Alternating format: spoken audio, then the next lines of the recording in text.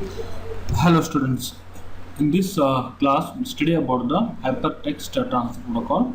So the HTTP, the hypertext transfer protocol, is the media through which we can retrieve the web-based data. Suppose there is any web page and there is some data present on the web page, and I want to fetch that data. Then I can use a HTTP protocol.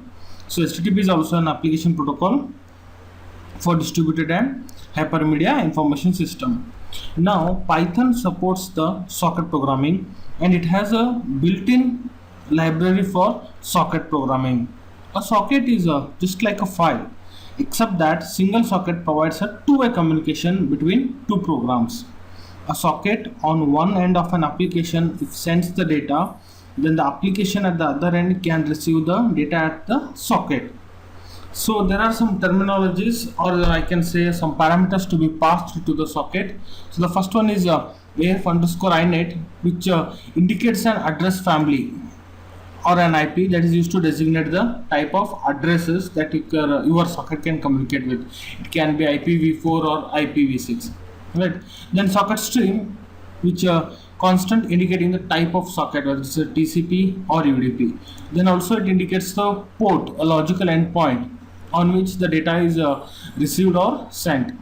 And then we also have a command to retrieve the data, and it must use CRLF, that is carriage. You can observe here, carriage, return, line, feed.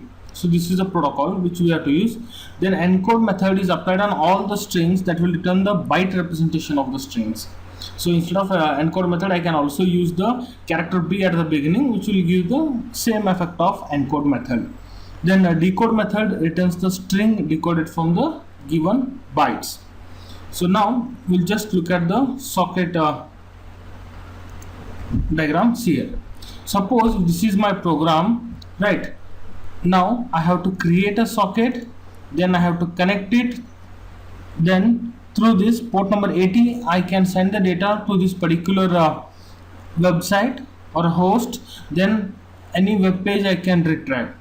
Right, so this is your logical functioning of a socket. Socket on any port, it communicates to your website. So here the website is www.py4e.com. So I can create a socket, then I can send the data, or I can receive the data through my socket.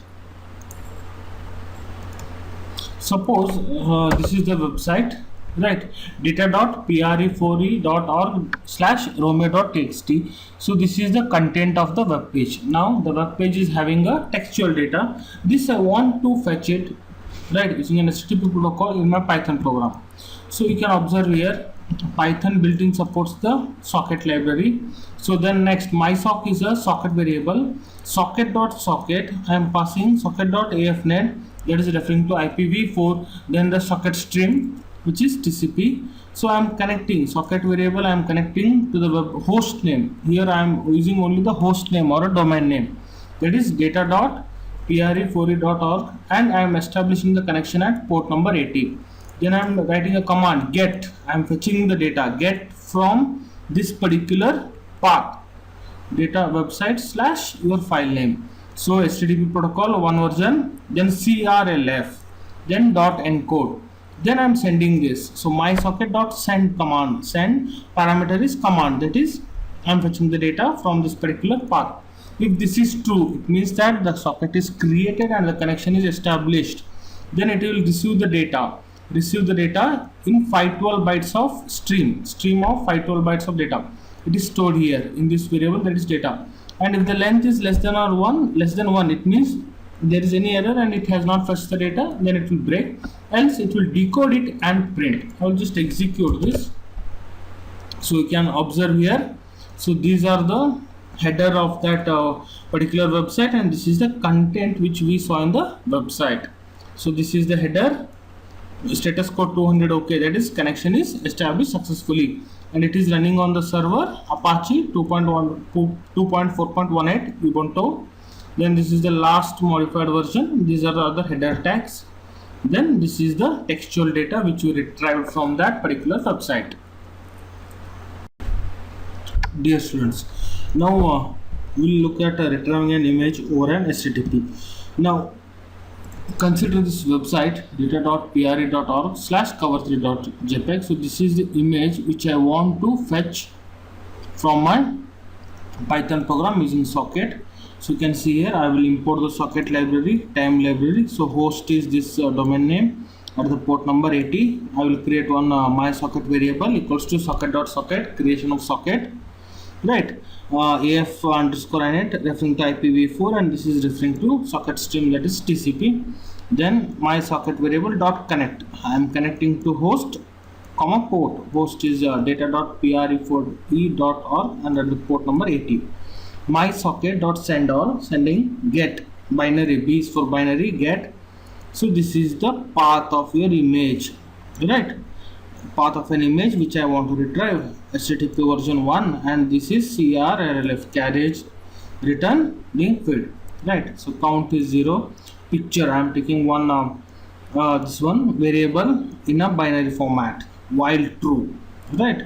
Data my socket dot receive, at the socket variable you receive the data 5120 bytes at a time, right? And if there is any error, then it will not receive. So length, if length is less than 1, you just break it.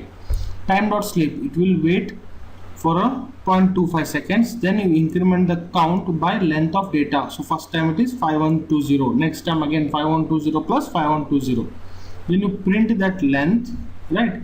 Then picture equal to picture plus data. So you are retrieving the data in binary formats of 5120 bytes at a time.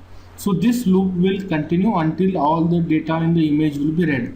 After that you close the socket.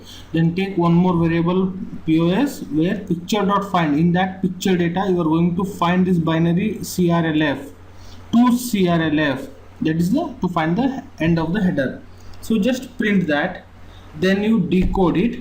Then in picture you save the data after this 4 POS of 4, that is you are nothing but you are eliminating the header.